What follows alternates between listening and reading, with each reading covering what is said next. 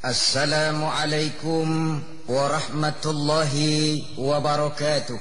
Waalaikumsalam warahmatullahi wabarakatuh. Bismillahirrahmanirrahim. Alhamdulillahi rabbil alamin. Wassalatu wassalamu ala ashrafil anbiya'i wal mursalin wa ala alihi wa ashabihil mujahidin at-tahirin, amma ba'du. Saudara-saudara kaum muslimin rahimakumullah, sebagai bangsa yang sedang berkembang, maka kita tengah bergiat melaksanakan pembangunan di berbagai bidang, mengejar segala ketinggalan dan keterbelakangan kita, memerangi kemiskinan dan kebodohan yang ada pada diri kita sebagai suatu bangsa.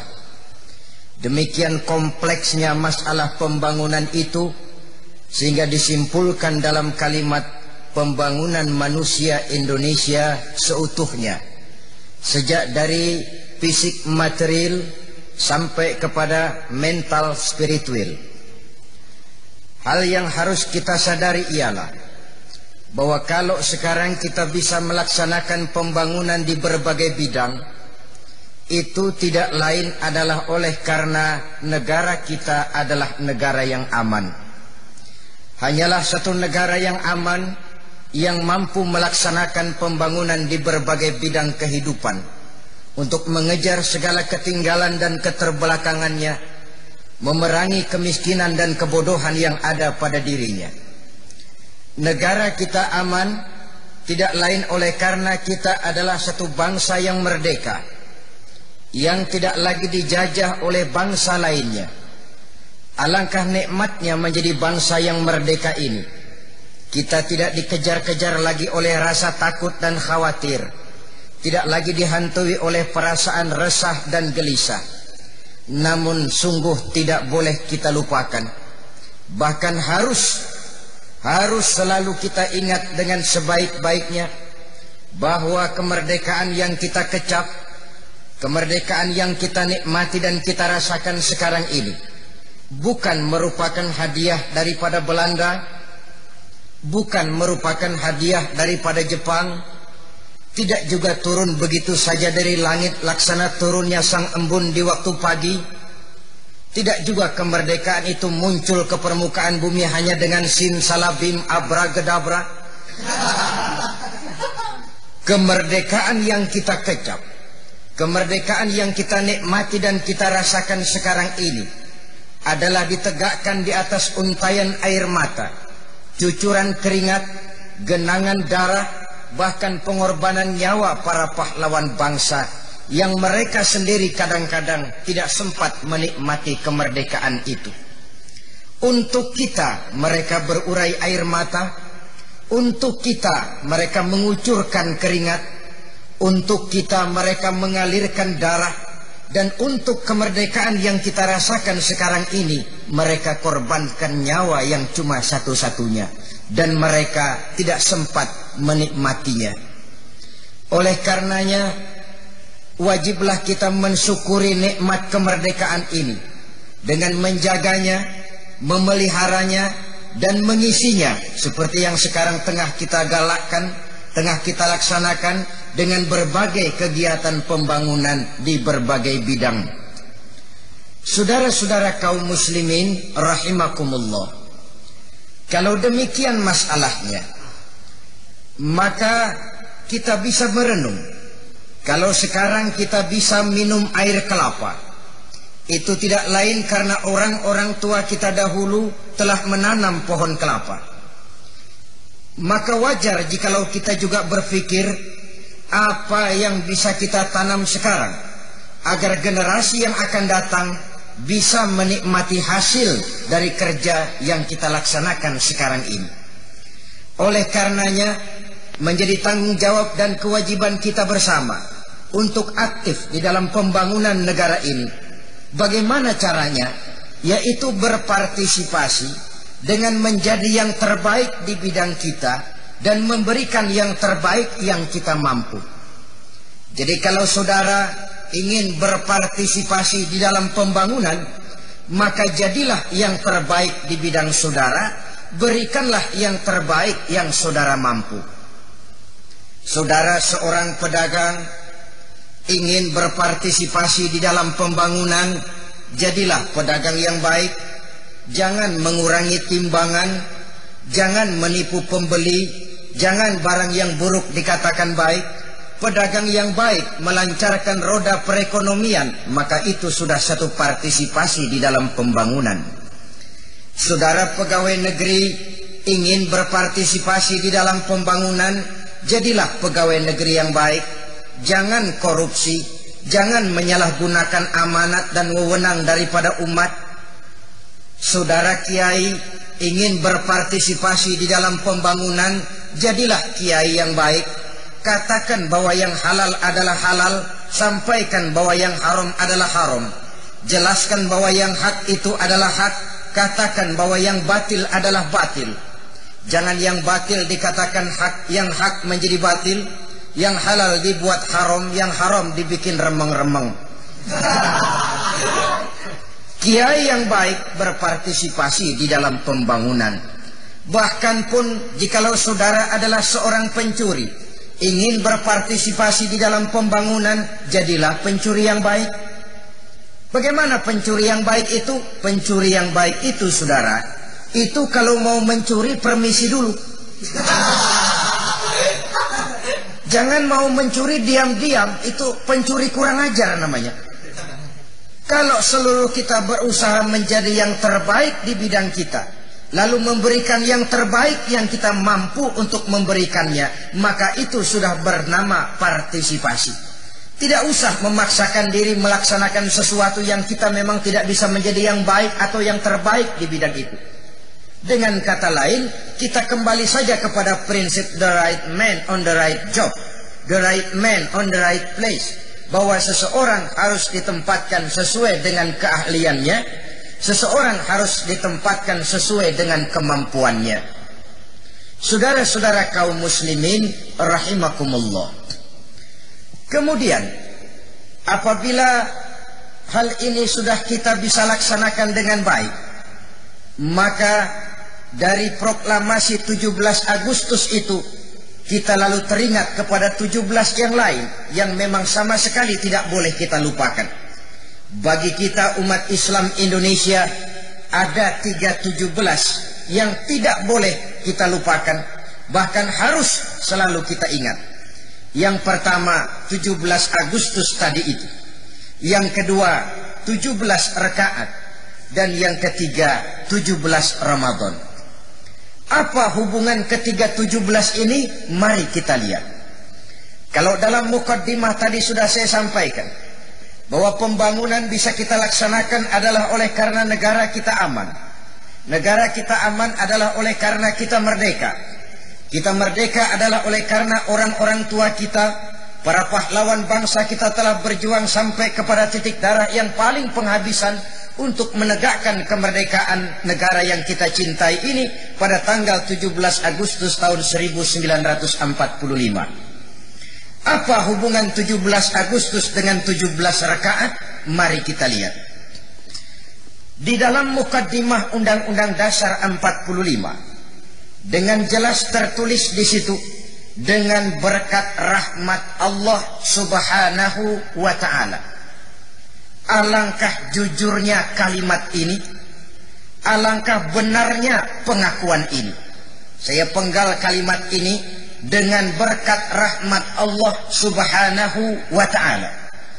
Artinya, jikalau kalimat ini kita renungkan dengan sebaik-baiknya, para pemimpin bangsa kita dulu sadar sesadar-sadarnya bahwa kemerdekaan 17 Agustus hanya bisa ditegakkan, hanya bisa dilaksanakan dengan berkat rahmat dari Allah Subhanahu wa ta'ala. Tanpa adanya rahmat dari Allah Subhanahu wa ta'ala, maka kemerdekaan 17 Agustus itu akan sulit untuk diraih. Apa kaitannya? Saudara-saudara kaum muslimin rahimakumullah. Jenderal mana yang mau taruhan? Atau ahli strategi militer mana yang mau taruhan bahwa bambu runcing bisa mengalahkan meriam? Di zaman orang-orang tua kita berjuang merebut kemerdekaan dari tangan Belanda dengan persenjataan yang teramat sederhana, bambu runcing bisa mengalahkan meriam. Jenderal mana yang mau taruhan? Ahli strategi militer mana yang mau berkata seperti itu? Bambu runcing mengalahkan meriam. Ya, kalau meriamnya meriam belina. Saya kira saudara juga berani ngelawan. Ini meriamnya bukan meriam belina, meriam Belanda. Ahli strategi militer mana yang mau bilang bahwa bambu runcing bisa mengalahkan tank, bisa mengalahkan tentara-tentara profesional yang terlatih dengan baik seperti tentara Belanda, kalau bukan dengan rahmat Allah? Artinya rupanya para pejuang pahlawan bangsa kita dahulu, yang kalau tidak seluruhnya tapi sebagian besarnya adalah umat Islam, tokoh-tokoh ulama, para kiai, mereka tidak hanya sekedar gerilya naik gunung turun bukit, tidak hanya sekedar gerilya masuk hutan keluar hutan, tidak hanya sekedar gerilya membawa bambu runcing, golok dan lain sebagainya. Mereka juga menggunakan 17 rakaat sebagai senjata untuk memohon pertolongan Allah guna mencapai 17 Agustus itu. Dua kaitan inilah yang sama sekali tidak boleh kita lupakan, karena ini merupakan data historis di dalam sejarah pergerakan bangsa kita. Lalu apa kaitannya 17 rakaat dengan kegiatan pembangunan di negara kita sekarang ini?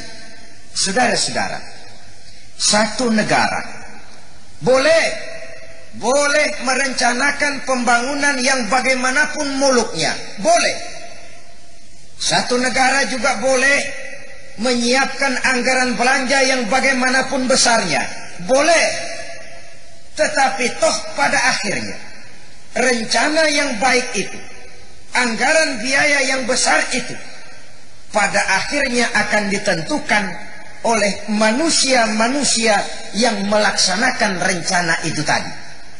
Bagaimanapun bagusnya satu rencana, bagaimanapun besarnya anggaran disediakan, kalau dia jatuh di tangan manusia-manusia pelaksana yang tidak bertanggung jawab, yang tidak beriman kepada Allah, yang tidak dibentuk jiwanya oleh 17 rakaat ini, maka hasilnya akan sulit untuk dipertanggungjawabkan. Disinilah saya melihat bahwa 17 rakaat sesungguhnya membangun manusia yang melaksanakan pembangunan. Kita tahu dalam bahasa populer sering diungkapkan, membangun jembatan itu penting, tapi yang tidak kalah pentingnya adalah membangun manusia yang membangun jembatan. Kalau manusia yang membangun jembatan itu tidak kenal 17 rakaat, tidak beriman kepada Allah, maka rasanya jembatan akan sulit untuk selesai, karena kemungkinan besar uangnya habis ditilep oleh manusia yang melaksanakannya. Begitu juga mengaspal jalan raya, begitu juga membangun gedung-gedung sekolah, membangun puskesmas tempat kita menjaga dan memelihara kesehatan. Seluruhnya merupakan hal-hal dan sarana-sarana yang teramat penting, tapi yang pada akhirnya akan sangat ditentukan oleh manusia pelaksananya. Ini yang dalam istilah ABRI disebut the man behind the gun, manusia yang menggunakan senjata. Sebenarnya tidak ada senjata yang bahaya. Apakah itu namanya atom, nuklir, neutron, laser? Tidak ada senjata yang berbahaya. Sesungguhnya yang sangat berbahaya manusia yang mengendalikan senjata itu. Itulah sebenarnya yang teramat berbahaya. Maka pada pertemuan kita kali ini, kita akan membicarakan pengaruh 17 rakaat di dalam membentuk manusia-manusia pelaksana pembangunan untuk mencapai satu masyarakat yang kita cita-citakan, adil, makmur, di bawah naungan ridho dari Allah Subhanahu wa ta'ala. Kalau kita sekarang sadar bahwa rencana pembangunan yang baik, anggaran biaya yang besar akan sangat banyak bergantung kepada faktor manusia pelaksananya, maka apa pengaruh 17 rakaat dalam ikut membangun dan membentuk manusia pembangunan itu? Mari kita lihat. Pertama, 17 rakaat melahirkan manusia yang jujur, membentuk manusia yang bisa dipercaya, teguh dan pandai menjaga amanah. Kenapa?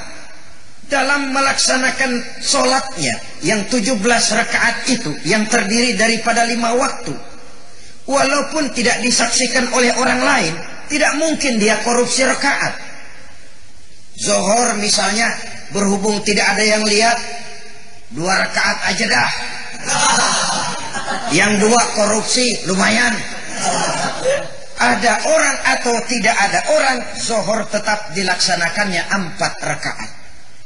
Sendiri ataupun berjamaah dia sholat, maghrib tetap dikerjakannya 3 rakaat.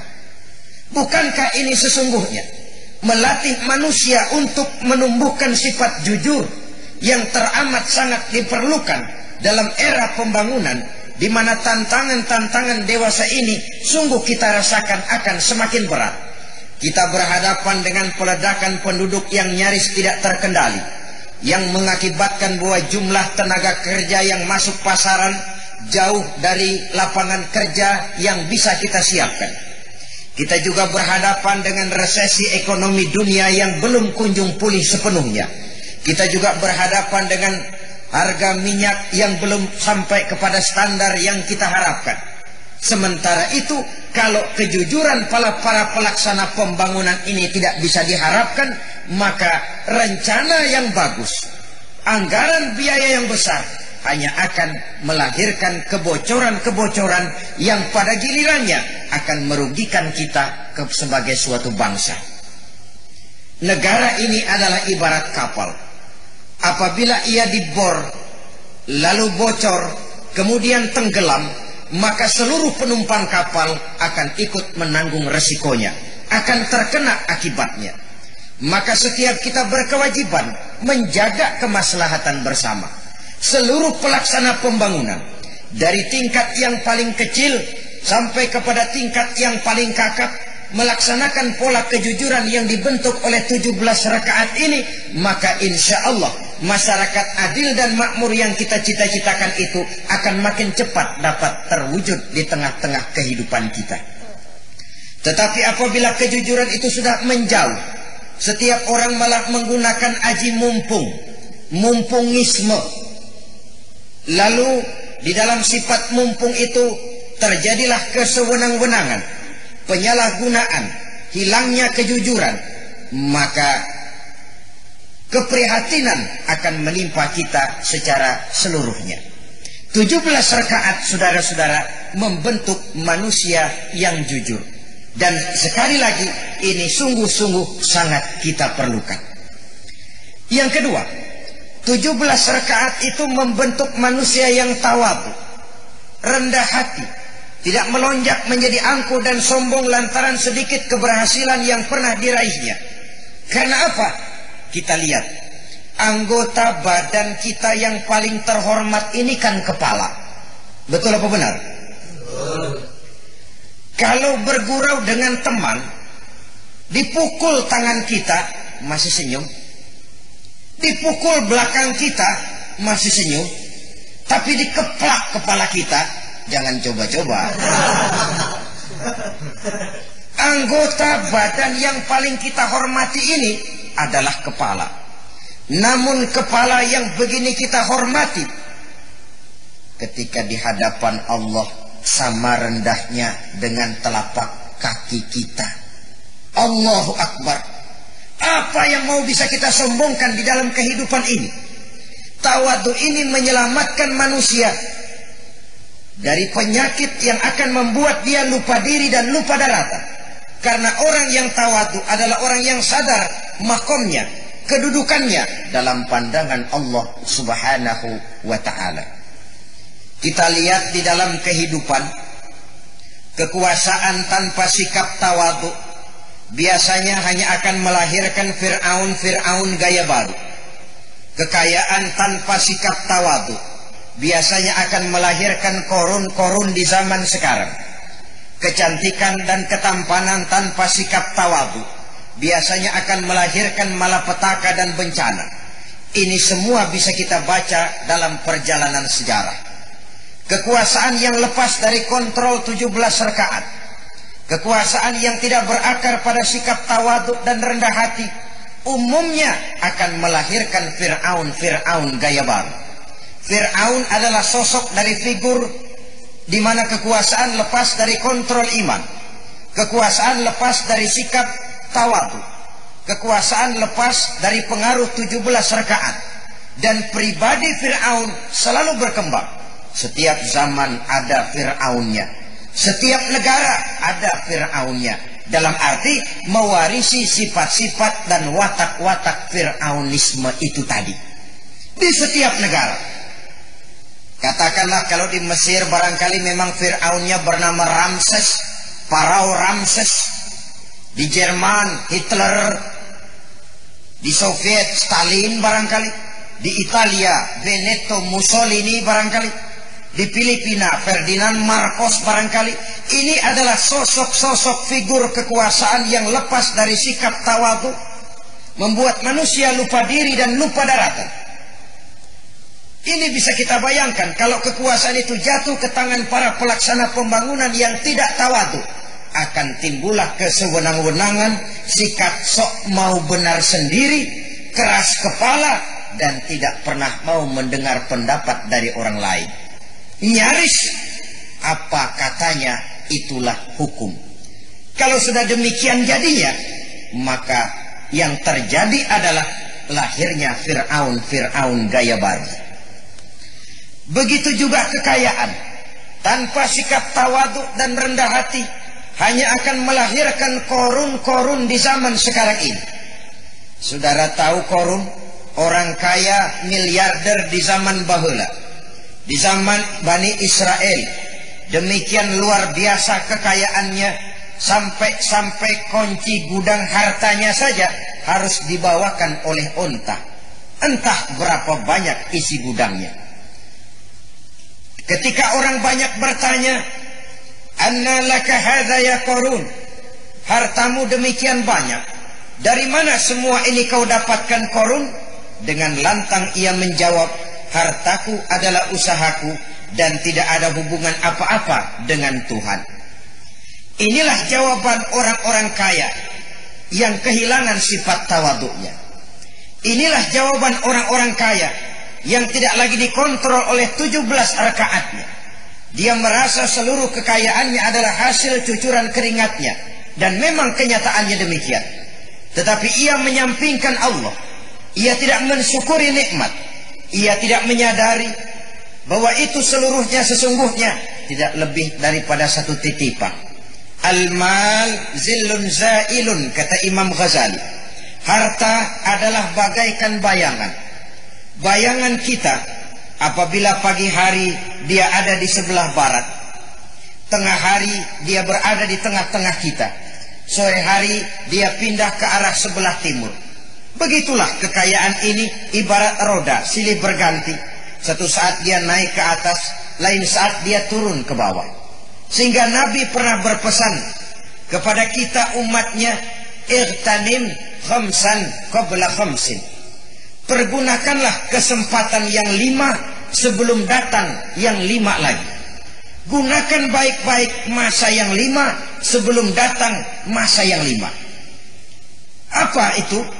Yang pertama, sihataka qabla sukmika. Pergunakan masa sehatmu sebelum datang waktu sakitmu. Tidak selalu orang itu dalam keadaan sehat. Tidak selalu orang itu dalam keadaan fit. Satu saat dia akan terkena sakit. Maka mumpung sehat, pergunakan baik-baik sebelum datang waktu sakit. Jangan sudah giliran meriang, "Aduh, gue pengen banget sembahyang nih, lagi ampek pengen sembahyang, lagi sehat lupa diri dan lupa daratan." sehat pengen ngaji. Waktu sehat keinginan itu tidak datang. Begitu sakit baru datang keinginan untuk ngaji. Itu tentu tidak, saudara-saudara. Sama saja kita juga begitu kadang-kadang.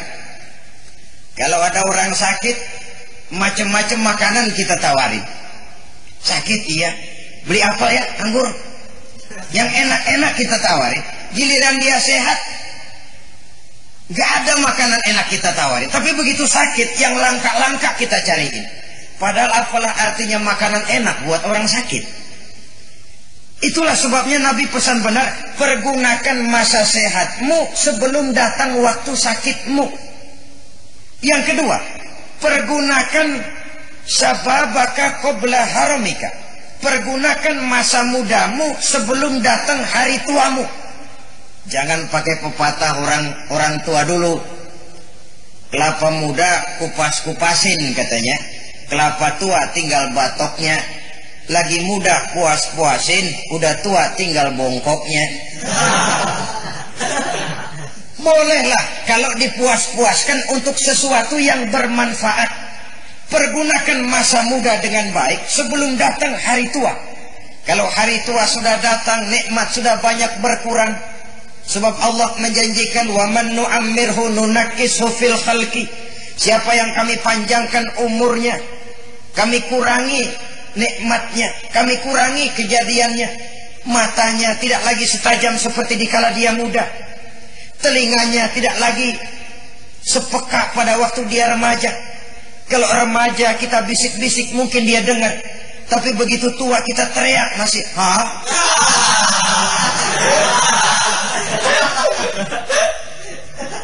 Maka pergunakan masa muda dengan baik sebelum datang hari tua. Masa muda itu sebentar sekali. Tahu-tahu waktu ini.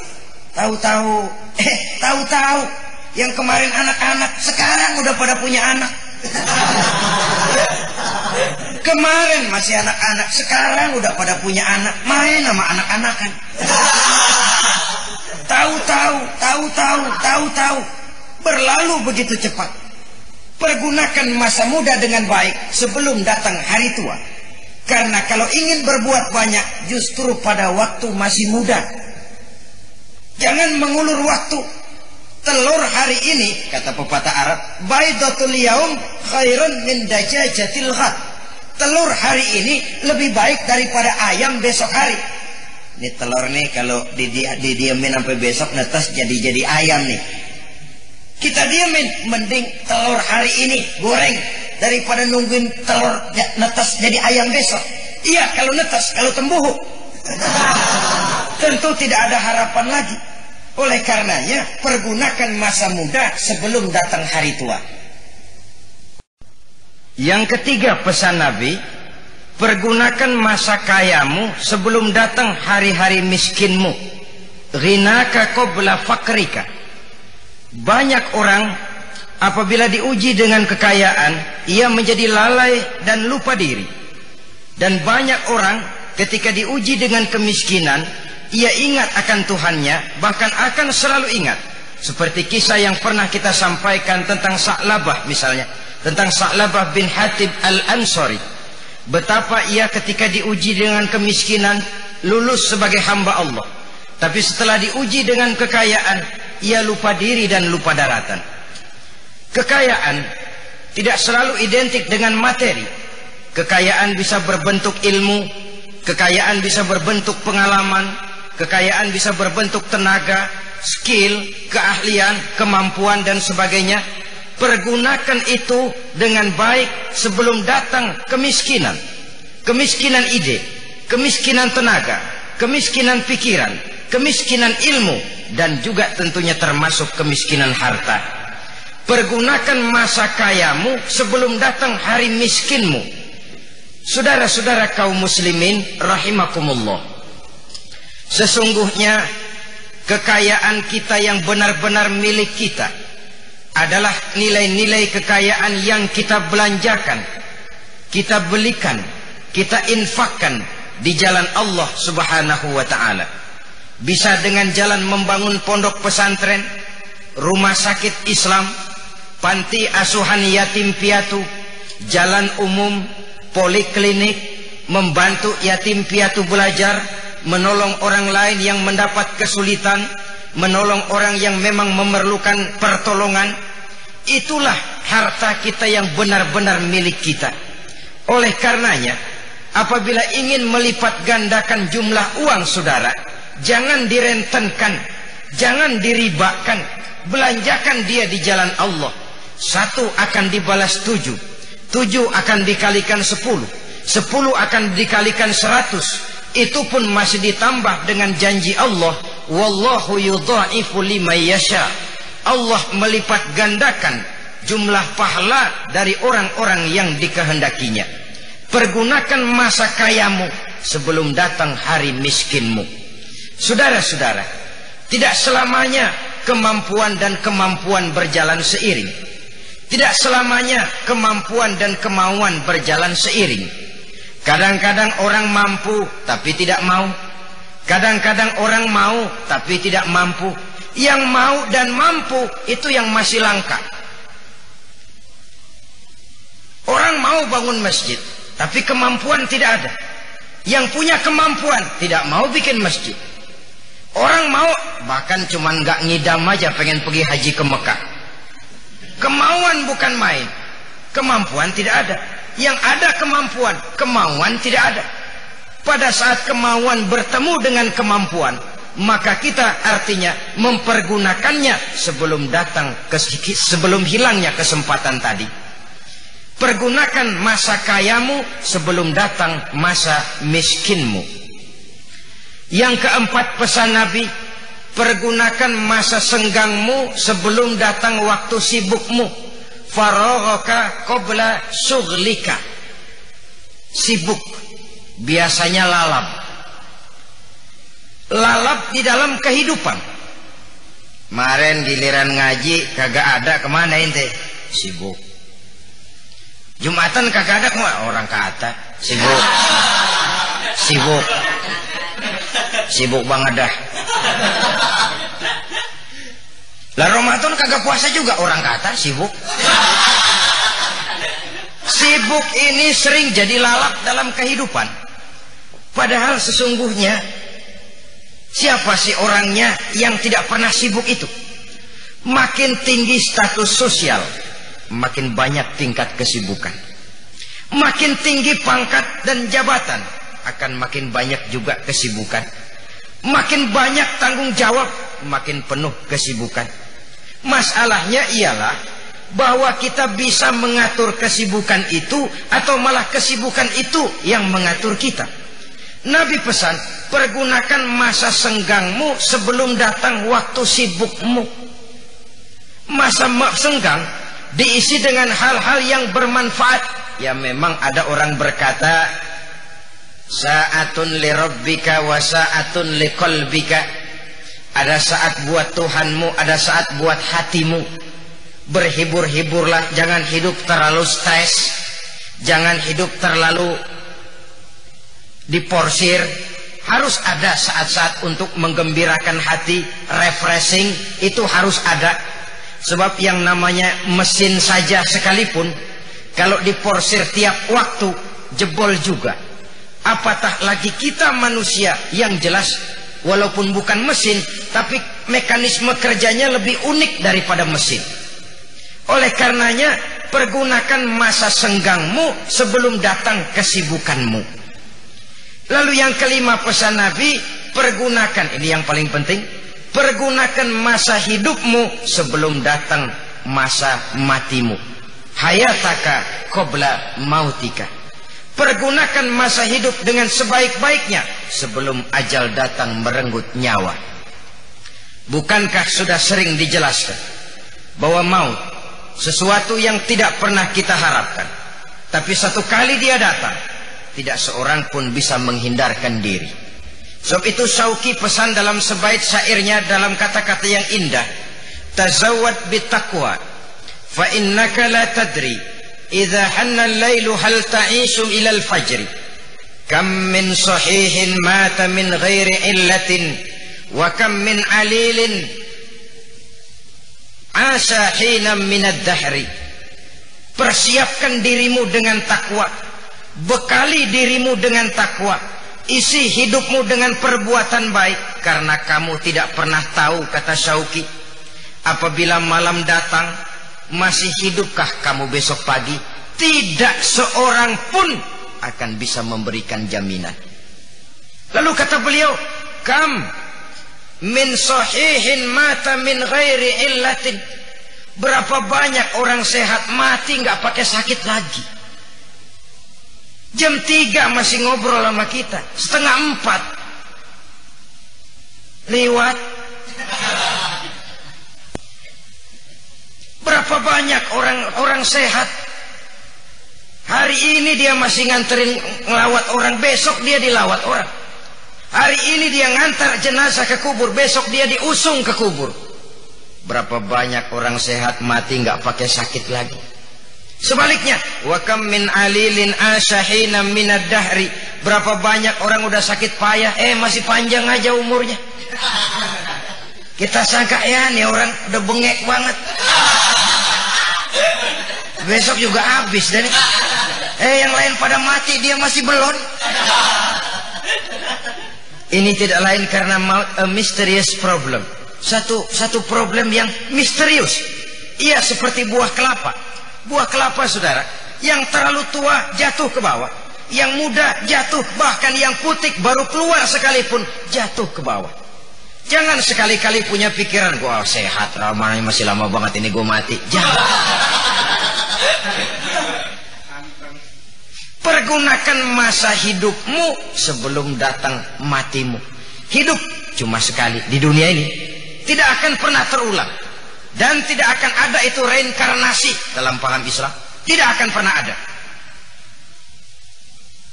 Maut bukan akhir dari hidup, cuma batas. Batas dari kehidupan dunia untuk pindah kepada kehidupan alam barzah. Karenanya pergunakan masa hidupmu baik-baik sebelum datang ajal merenggut nyawa. Baiklah saudara-saudara, kita kembali kepada persoalan pokok tadi. 17 rakaat membentuk manusia tawadhu. Korun oleh karena kekayaannya, ia lupa diri dan lupa daratan. Ia merasa bahwa seluruh hartanya tidak ada hubungan apa-apa dengan Allah. Maka kekayaan yang terlepas dari sikap tawadhu, kekayaan yang tidak dikontrol dengan 17 rakaat akan melahirkan kesombongan-kesombongan yang membentuk figur-figur semacam Korun di zaman kita sekarang ini. Kalau tidak sombong, jatuh dia menjadi bakhil bin pelit alias kikir bin medit. Kenapa? Dia merasa itu keringat dia. Pergi pagi pulang sore peras keringat banting tulang cari duit setengah mati, orang-orang datang mau minta, ada urusan apa? Jatuh dia kepada penyakit tadi itu. Ya bakhil bin pelit alias kikir bin medit bin koret bin buntut gasiran. Kalau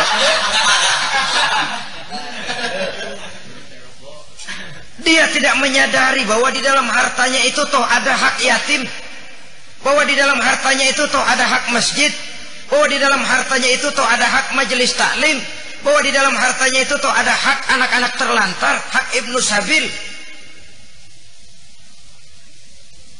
Sikap bakhilnya dengan demikian tumbuh karena kurangnya kesadaran dari tidak adanya sikap tawadhu. 17 rakaat melahirkan manusia tawadhu.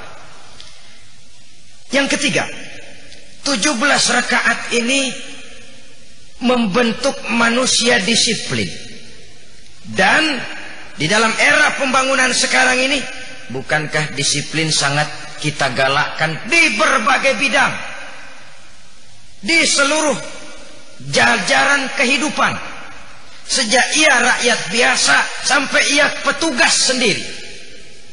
Sebab biasanya prajurit kan bagaimana komandan, kalau kayunya lempeng, bayangannya insya Allah lempeng. Kalau kayunya bengkok, rasanya bayangannya juga pasti ikut bengkok. Karena itu dalam hal kedisiplinan ini, sesungguhnya yang paling bisa dijadikan sandaran adalah faktor keteladanan. Masalah buat kita ialah bahwa 17 rakaat melahirkan manusia disiplin. Disiplin sangat diperlukan di berbagai sektor kehidupan. Kenapa 17 rakaat membentuk manusia disiplin? Mari kita lihat. Gunnar Myrdal, pakar ekonomi abad ini, pernah bilang bahwa salah satu ciri manusia modern adalah manusia yang paling pandai memanfaatkan waktu secara efektif dan efisien. Ini persis pesan Nabi tadi tuh, pergunakan waktu yang 5 sebelum datang yang 5. Manusia modern, kata Gunnar Myrdal, adalah manusia yang pandai memanfaatkan waktu secara efektif dan efisien. Kalau inilah ciri manusia modern, mestinya kan muslim dengan 17 rakaatnya telah diajarkan bagaimana mengatur waktu. Disiplin karena pendekatan yang rutin kepada yang serba maha. Nah, ini efeknya ya. Merasakan kehadiran Allah dekat dalam hidup, itu sumber segala disiplin. Tidak sejengkal tanah pun tempat dia melakukan penyelewengan. Kenapa? Karena dia merasakan kehadiran Allah dekat dalam hidupnya. Konon seorang ulama sufi punya murid 40 orang. Di antara 40 muridnya ini ada satu yang agak lebih disayang ketimbang yang lain. Ini tentu menimbulkan tanda tanya, kalau tidak rasa iri di kalangan murid yang lain. Protes, guru, 40 orang murid Tuan Guru, kenapa cuma satu itu yang kelihatannya mendapat perlakuan istimewa? Guru tidak adil. Kamu mau tahu? Tentu. Besok pagi-pagi kumpul di sini. Pagi-pagi kumpul 40 murid ini, termasuk satu yang dapat perhatian istimewa itu. Tiap-tiap murid ini diberi sebilah pisau dan seekor burung. Gurunya pesan, masing-masing kamu bertebaranlah, cari tempat untuk menyembelih burung dengan pisau itu. Dengan catatan, burung itu harus kau sembelih di tempat yang kira-kira tidak ada yang lihat. Baik guru. Nyebarlah murid ini. Ada yang lari ke pinggir laut, tengok kiri kanan gak ada orang, potong. Ada yang musrah ke alang-alang, kiri kanan gak ada orang, sikat. Ada yang masuk ke goa, gak ada orang, sikat. Tidak lama kemudian berkumpul kembali 40 muridnya ini. Bagaimana? Sudah disembelih semuanya burung-burung itu? Sudah Tuan Guru. Kecuali satu murid yang paling mendapat perhatian ini. Maafkan guru, yang saya burung belum saya sembelih. Kenapa? Tadi guru pesan burung ini harus disembelih di tempat yang kira-kira tidak ada yang lihat. Saya sudah cari tempat itu guru, tapi kemanapun saya pergi, dimanapun saya berada, di pinggir laut, di dalam goa, di tengah hutan belukar, di puncak gunung yang tinggi, di kedalaman dasar bumi, Allah lihat guru. Saya nggak bisa sembelih ini karena Allah selalu lihat. Sang guru pun senyum, lalu bilang kepada murid-murid yang lain, nah, tahu nggak kamu semua kenapa yang satu ini dapat perhatian istimewa? Dia punya disiplin. Dia merasakan kehadiran Allah dekat dalam hidupnya. Kemanapun saja dia pergi, dimanapun dia berada, disiplin itu timbul. Bukan disiplin kucing. Kalau kucing namanya juga kucing. Kita taruh ikan di piring, nongkrong kita di situ. Aduh, kucing kalem, sopan, tenang, anteng. Kenapa? Ada kita. Tapi sedikit kita lengah, sedikit kita lalai, sedikit kita meleng, habis ikan digarap. Jadi itu sopannya kucing, kalemnya kucing, antengnya kucing, karena kita nongkrong dekat piring. Tapi begitu kita tidak ada, kucing kelihatan sifat aslinya. Sepanjang orang takut disiplin karena ada yang ngawasi, ya selama yang ngawasi masih ada, Apalagi kalau yang mengawasi itu juga tidak lebih baik daripada yang diawasi. Saudara-saudara kaum muslimin rahimakumullah.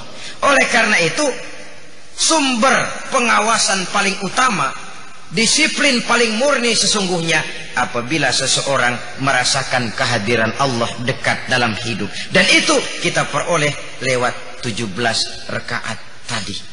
Pendekatan yang rutin kepada Allah Subhanahu wa ta'ala. Membentuk manusia disiplin, tidak mau melakukan penyelewengan. Bukan karena ada tim pengawas, tidak. Bukan karena diamat-amati oleh Pak Jaksa, tidak.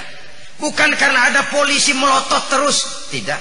Bukan karena ada tukang pukul yang kumisnya kayak tambang dadung, tidak. Disiplin itu tumbuh oleh karena dia merasakan kehadiran Allah dekat dalam hidup. Ini sudah domir nurani. Begitulah 17 rakaat itu membentuk manusia disiplin. Yang keempat, saudara-saudara, 17 rakaat membentuk manusia ikhlas. Terjemahannya dalam era pembangunan sekarang ini apa? Berbuat tanpa pamrih. Tentu pemerintah untuk memberikan rangsangan supaya kita berlomba dalam berprestasi.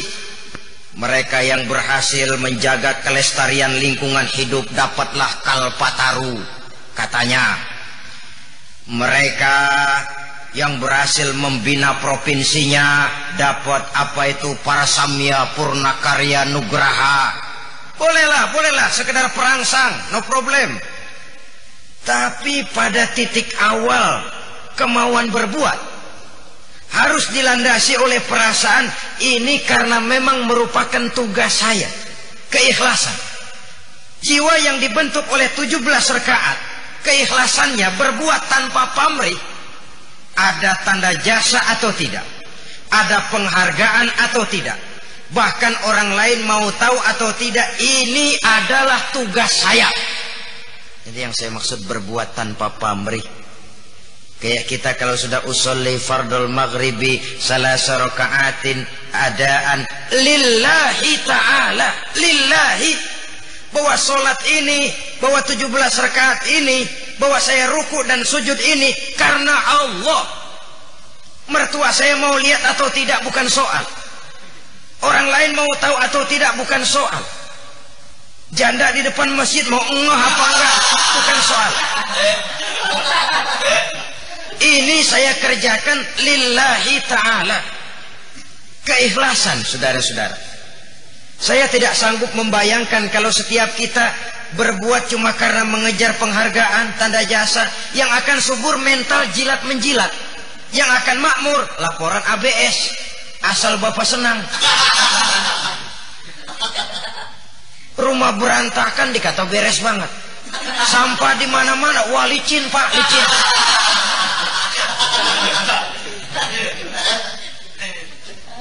Jikalau penghargaan yang dikejar, jikalau tanda jasa yang dikejar, orang tidak lagi merasakan bahwa itu memang kewajibannya. Budaya jilat menjilat, bertumpuknya laporan-laporan ABS asal Bapak senang, itu yang akan berjangkit. Dan itu merusak, tidak mendidik. Sehingga dengan demikian, saudara-saudara, dari 17 rakaat ini keikhlasan berbuat. Bukankah orang mengatakan sayyidul qaumi khadimuhum, pemimpin suatu bangsa adalah pelayan bagi bangsa itu sendiri. Pelayan, berkhidmat, melayani bangsa, bukan minta dilayani oleh bangsa. Seorang pemimpin yang baik, seorang pemimpin yang melayani orang yang dipimpinnya, bukan meminta untuk dilayani. Sayyidul qaumi khadimuhum. Dan kalau itu tumbuh dari keikhlasan, ini tanggung jawab saya kok. Soal tanda jasa enggak saya cari, tapi diberikan, alhamdulillah. Soal penghargaan tidak saya cari. Andai kata saya menerima karena perbuatan saya, alhamdulillah. Tapi bukan itu target utama. Kalau penghargaan target utama, kalau tanda jasa yang kita kejar, ya pertama tadi itu ya, jilat menjilat, bikin laporan asal Bapak senang, lalu lahir setan aku-aku. ananiyah, ehoknya timbul. Semua karena aku. Kalau enggak aku. Ya kalau enggak lu ngapa emang?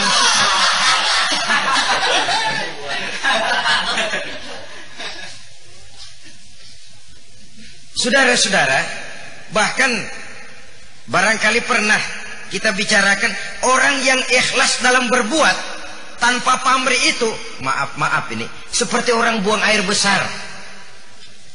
Saudara-saudara, kalau pagi kan buang air besar enggak? Buang enggak? Itu nikmat loh itu. Apa dikira kalau enggak bisa buang air besar enggak jadi penyakit? Orang pernah operasi sampai jutaan rupiah cuma karena enggak bisa buang air besar. Operasi jutaan cuma karena enggak bisa buang air besar. Kita mentang-mentang bisa buang air besar, kadang-kadang sembarangan buangnya. Saudara, kalau pagi kita buang air besar, saudara-saudara pagi-pagi buang air besar, saya mau tanya, ikhlas apa enggak? Ikhlas. Ikhlas apa enggak? Ikhlas. Malam saudara habis makan enak sekali dah. Makan sate, opor, rendang, telur ayam, buahnya anggur, apel. Besok pagi kita buang, ikhlas banget. Ikhlas. Enggak curiga. Enggak begitu jatuh nyemplung kita tengok ini, jangan-jangan satenya nih.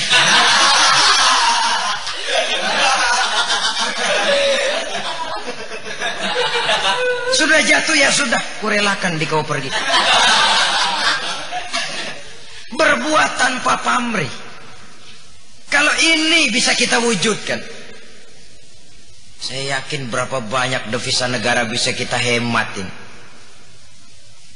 Dan masyarakat adil dan makmur akan lebih cepat untuk kita jangkau. Karena ini memang tanggung jawab kita bersama. Karena kalau sudah yang lahir itu budaya jilat menjilat, budaya asal bapak senang, ya jilat menjilat tentu bukan pakai lidah kan. Perangkok pakai lidah jilatnya. Saudara hadirin yang saya hormati, kemudian yang kelima, 17 rakaat itu membentuk manusia pembangunan yang sabar. Isya itu 4 rakaat. Kalau baru 3 rakaat, jangan berhenti, terusin sampai selesai. Sabar. Kalau belum 4 rakaat, jangan salam. Sabar. Ruku, sabar. Sujud, sabar. Kenapa? Pembangunan adalah satu tugas yang berat. Mewujudkan masyarakat adil makmur tidak mungkin hanya dalam waktu 1, 2, 3 bulan. Bahkan juga tidak mungkin 2-30 tahun. Diperlukan kesabaran, tantangan makin berat, rintangan makin tidak ringan. Tapi tentu sabar dalam arti berupaya mencari jalan keluar dari segala macam kesulitan. Bukan sabar ndlohom, nggelenggem, ayam, nerimo. Kita sering juga sabar, tapi sabar nggelenggem, ndlohom, nerimo. Ya wis ngene yang ngene wis. Sabar yang mengarah kepada fatalism, predestination. Udah nyerah sebelum perang. Nyerah sebelum perang. Itu bukan sabar yang dikehendaki oleh agama. Usaha kita, keluarkan kemampuan maksimal. Hasil dari usaha maksimal itu, sabarlah kita. Karena finalnya akan bergantung kepada kehendak Allah Subhanahu wa ta'ala. Saudara-saudara kaum muslimin rahimakumullah, dengan demikian kita melihat keterkaitan yang jelas antara pengaruh 17 rakaat dalam membentuk insan-insan pembangunan guna mengisi makna kemerdekaan 17 Agustus itu sendiri. Karena sekali lagi seluruhnya akan berangkat dari niat baik para pelaksana pembangunan itu sendiri. Dan pelaksana pembangunan itu tidak lain ya kita ini semua. Kita yang melaksanakan, kita yang membiayai, kita yang merasakan, dan untuk kepentingan kita seluruhnya. Kalau begitu masalahnya, apalagi dah hubungannya dengan 17 Ramadan. Karena saya katakan tadi 3/17 yang tidak boleh kita lupakan itu. 17 Ramadan adalah saat pertama kali diturunkan Al-Quranul Karim.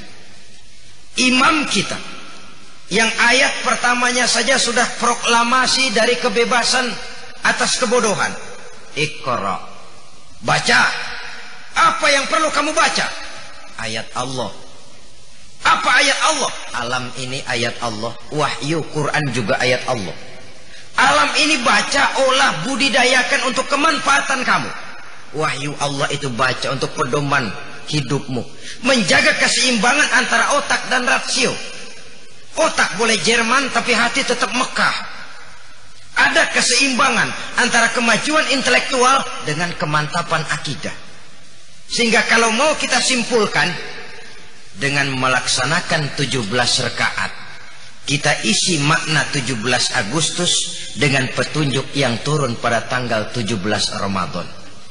Dengan itu kita berharap masyarakat yang adil dan makmur di bawah naungan ridho dari Allah Subhanahu wa Ta'ala akan mudah kita raih, karena memang ini adalah tanggung jawab kita bersama. Semoga Allah memberikan kekuatan zahir dan batin kepada para pemimpin bangsa dan negara kita, sehingga mereka dapat membawa kita rakyat dan bangsa Indonesia menuju apa yang kita cita-citakan bersama. Terima kasih atas perhatian saudara. Mohon maaf atas segala kekurangan. Usikum wa nafsi bitaqwallah. Wassalamualaikum warahmatullahi wabarakatuh.